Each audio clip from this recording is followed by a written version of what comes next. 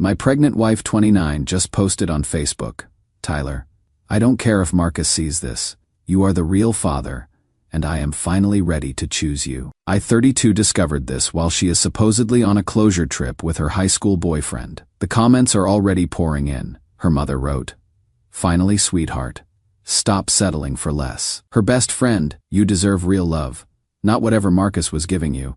I am sitting here staring at my phone, realizing I just became the last person to find out my marriage was over. Ashley and I have been married for 3 years.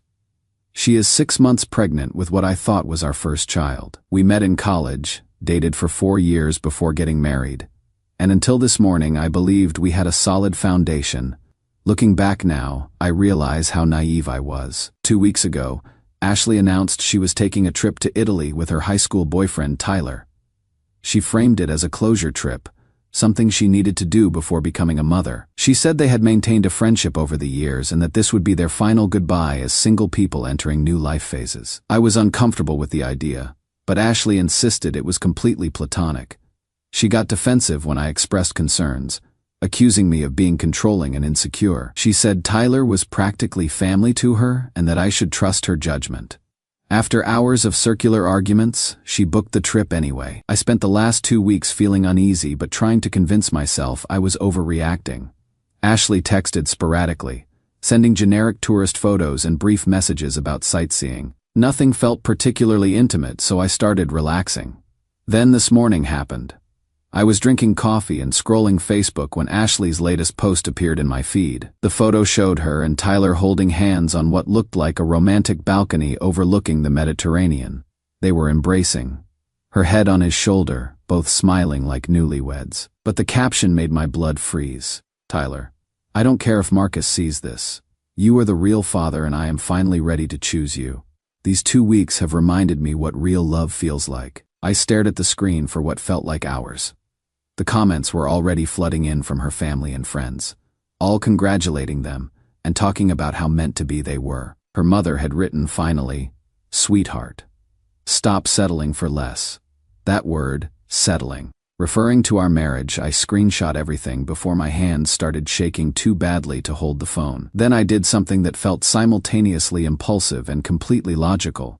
I called the birthing center where we had reserved a luxury postpartum suite, canceled the entire package. $10,000 we had saved for months to afford. Then, I called Ashley's OB-GYN and canceled all remaining appointments. I drove to the baby's nursery we had spent weeks setting up and started boxing everything. The crib, the changing table, clothes we had bought together during excited shopping trips. Everything that could be returned went back to stores.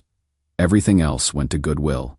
By evening, the nursery was empty except for dust outlines where furniture had been. I felt hollow but also strangely relieved, like I had been holding my breath for months and could finally exhale.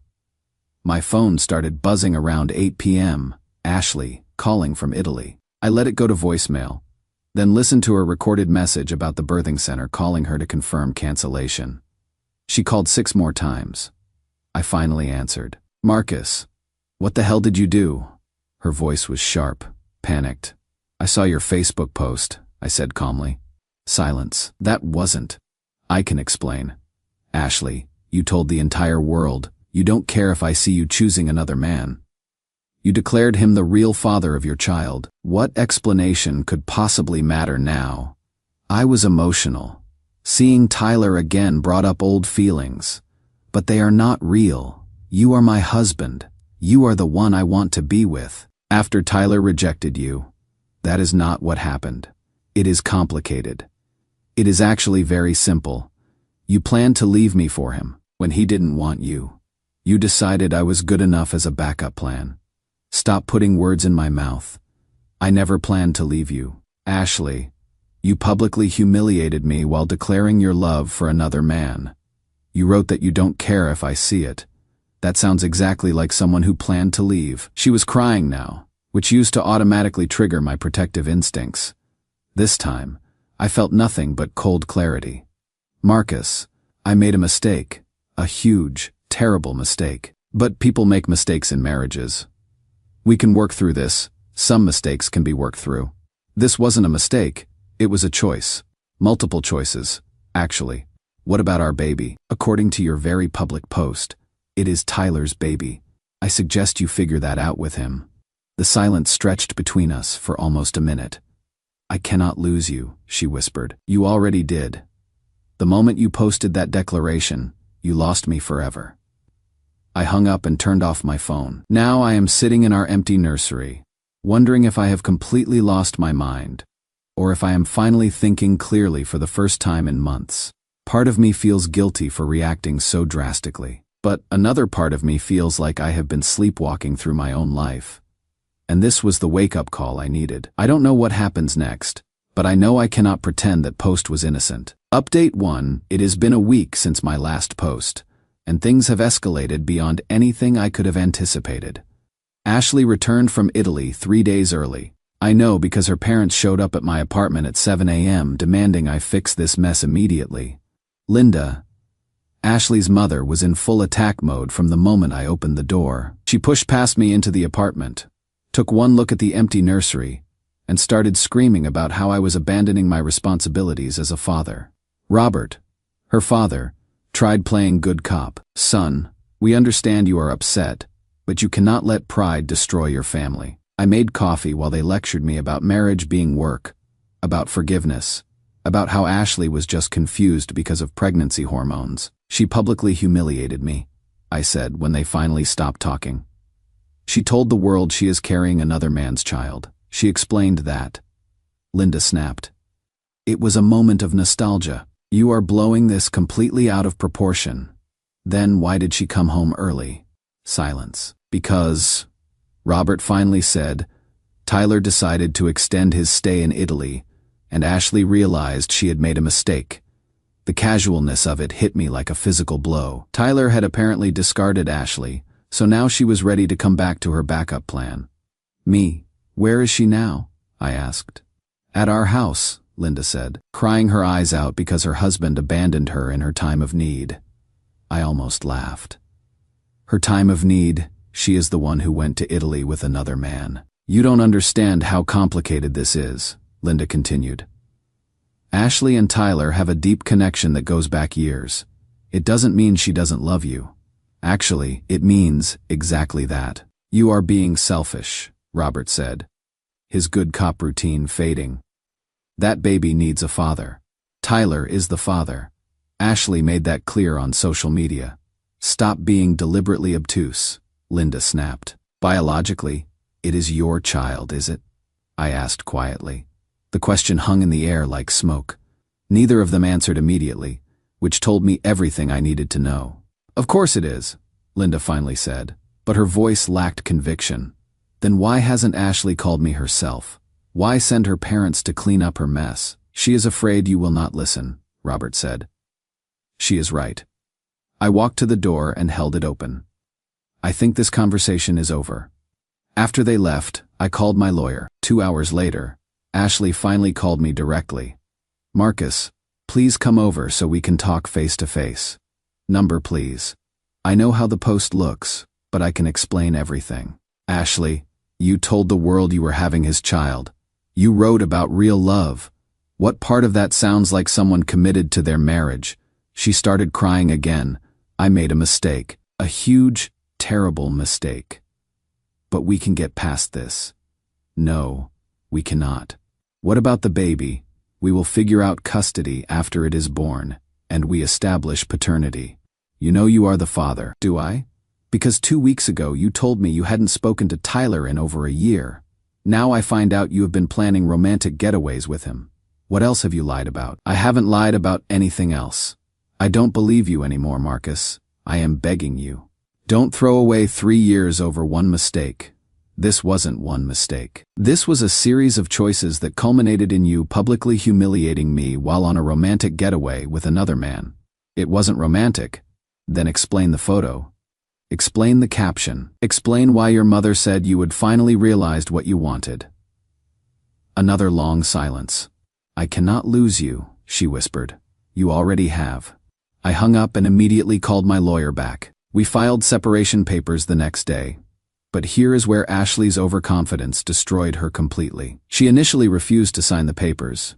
insisting we could work through this with counseling. When that failed, she hired an aggressive attorney and filed for emergency spousal support, claiming I would financially abandon her during her pregnancy. Her lawyer painted me as a controlling husband who had weaponized our joint finances to punish my wife for maintaining normal friendships. But Ashley was so certain of her victim narrative that she made a critical error. She listed Tyler as a character witness, someone who could testify to the innocent nature of their friendship and my unreasonable jealousy.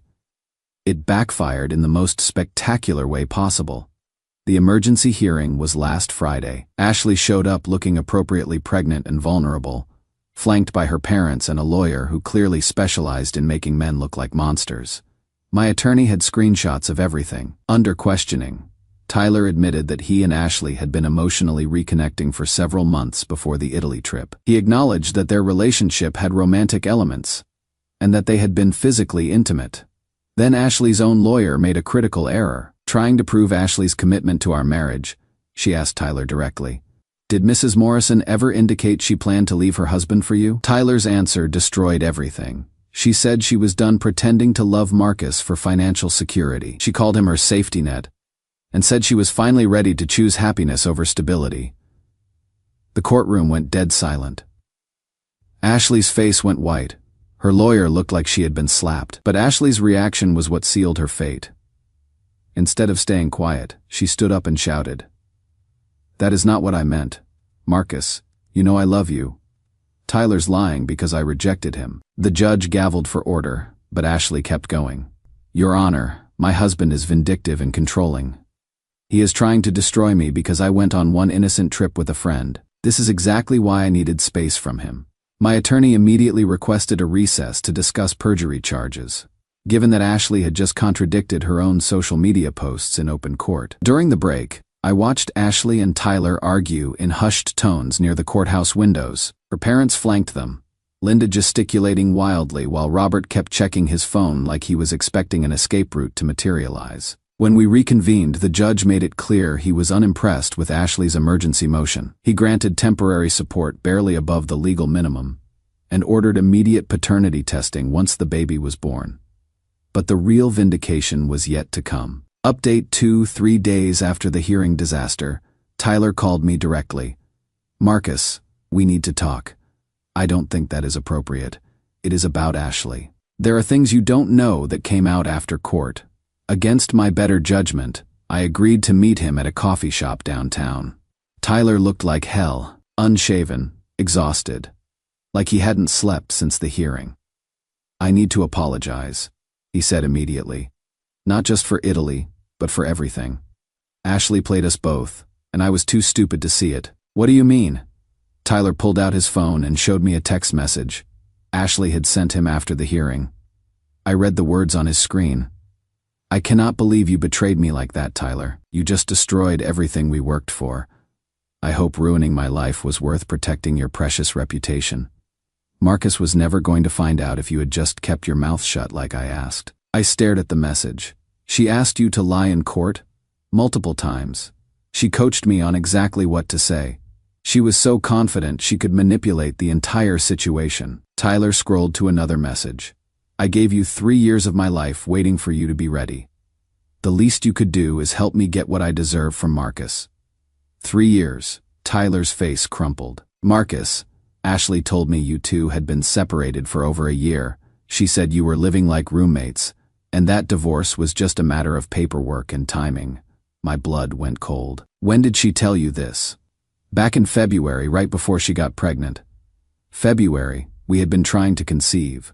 We had been planning our future, discussing names, setting up the nursery. She told you we were separated in February. She said you knew about me but were staying together for financial reasons until she could figure out her exit strategy. She made it sound like you had already mentally checked out of the marriage." I felt dizzy, Tyler. "In February, I was researching cribs and interviewing pediatricians. We were actively trying to have a baby." Jesus Christ. Tyler put his head in his hands. "She played us both completely." "Were you too physical before Italy?" Tyler couldn't meet my eyes. "I need to be completely honest with you. We slept together twice. Once in April and once right before the Italy trip. April. I felt sick. She got pregnant in late April. Tyler's face went white. Jesus. I didn't know the exact timing. I honestly don't know if the baby is mine or yours. So why did she come back from Italy early? Tyler stared into his coffee. Because I told her I couldn't be with someone who had manipulated both of us. I realized that if she could lie to you about me, she could lie to me about you. I excused myself to the bathroom and threw up. When I came back, Tyler was holding an envelope. These are all the messages between us from the last 6 months. Screenshots, emails, everything. My lawyer said I should probably give them to you. I took the envelope with hands that weren't quite steady, Marcus. I know this doesn't fix anything, but I thought you should know the truth. Ashley has been playing both of us for months. I drove home in a fog and spread Tyler's evidence across my kitchen table. Months of conversations showed Ashley describing our marriage as dead, calling me her financial safety net, and discussing her exit strategy while I was planning our future. The worst part wasn't even the emotional affair. It was seeing how calculated everything had been. She had been building an exit strategy while planning our baby's nursery. I called my lawyer and scheduled an emergency meeting. The divorce proceedings moved swiftly once Tyler's evidence was submitted. Ashley's claims of being an abandoned pregnant wife fell apart when faced with months of documentation showing her emotional affair and manipulation of both men. Her aggressive attorney quietly withdrew from the case. Ashley tried one last manipulation tactic during mediation. She broke down crying, claiming she had been confused and scared about becoming a mother, and that her actions were the result of pregnancy hormones affecting her judgment. My attorney responded by presenting a timeline showing her emotional affair had begun before conception, and her calculated manipulation of both Tyler and me for months. The final divorce settlement was far more favorable to me than Ashley had expected. She received minimal alimony for 6 months, and 50-50 custody once paternity was established. The house, which I had purchased before our marriage, remained mine. Final update. It has been 4 months since my last update, and I wanted to provide closure for everyone who has been following this situation. The paternity test results came back 2 weeks after our daughter was born. I am the biological father. I felt a complex mix of relief and dread when I got the call. Relief because I had grown attached to the idea of being a father, even under these circumstances. Dread because it meant I would be connected to Ashley for the next 18 years. But justice found Ashley in ways I never could have orchestrated myself. 2 months ago, Ashley had been posting regularly on social media about her journey of single motherhood, and how she was thriving after leaving a toxic relationship. She painted herself as a brave woman who had escaped a controlling marriage. Then Tyler's ex-girlfriend reached out to me. Sarah had been in a relationship with Tyler during his entire reconnection with Ashley. She had discovered their affair and broken up with Tyler right before the Italy trip. Sarah had been following our drama through mutual friends and wanted me to know the full truth.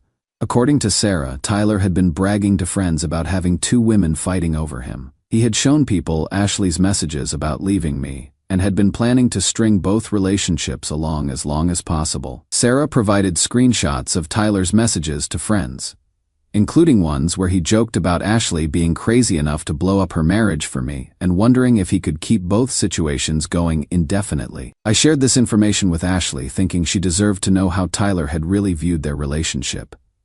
Her response was to accuse me of fabricating evidence to hurt her. 2 days later, she called Tyler to confront him about Sarah's claims. Tyler, apparently cornered and tired of the drama, confirmed everything Sarah had told me. Ashley's social media went quiet for 3 weeks. When she finally posted again, it was a very different tone. Gone were the empowering single mother posts. Instead, she wrote vaguely about learning hard lessons about trust and focusing on healing. Several of her friends who had been supportive during our divorce proceedings began distancing themselves once Tyler's manipulation became known. People started realizing that if Ashley had been lying about me, she would probably been lying about other things too.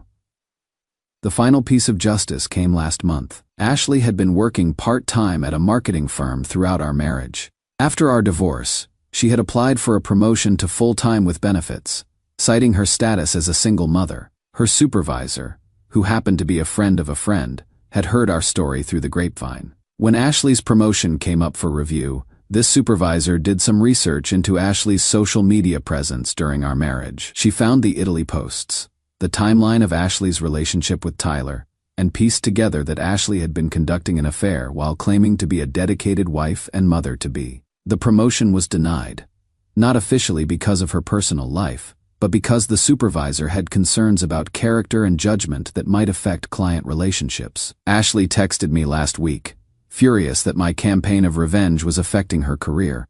She accused me of deliberately sabotaging her professional life. I responded that I had never contacted her employer, and that her problems were consequences of her own documented actions, not my intervention. She didn't reply. As for Tyler, karma found him too. Sarah had shared his manipulative messages with their mutual friends, and his reputation in their social circle was destroyed. He lost several close friendships and was asked to leave a recreational sports league they would all participated in together. Last I heard, he had moved to a different city to start fresh. Looking back, the most valuable thing I learned was to trust my instincts. Every red flag I had dismissed, every moment of discomfort I had rationalized away, had been my subconscious recognizing what my conscious mind didn't want to acknowledge. Our daughter, Emma, is now 4 months old and absolutely perfect. I have her every other week, and those days are the highlight of my life. She will never know the drama that surrounded her birth, but she will grow up seeing that actions have consequences and that self-respect isn't negotiable. Ashley and I maintain minimal contact, communicating only about Emma's needs. Ashley seems smaller now, somehow diminished by the weight of her choices. She is civil but distant, probably recognizing that our co-parenting relationship depends on keeping things strictly professional. I am not dating yet, but I am open to the possibility. I know what I will and will not accept in a relationship now. I know the difference between compromise and capitulation, between love and manipulation. Most importantly, I know that walking away from a situation that doesn't serve you isn't giving up. It is choosing yourself. Sometimes the hardest thing and the right thing are the same thing. Edit. Thank you to everyone who supported me through this process. Reddit helped me see the situation clearly when I was too close to it. Your advice to document everything was invaluable, and your encouragement to stand firm in my boundaries changed my life.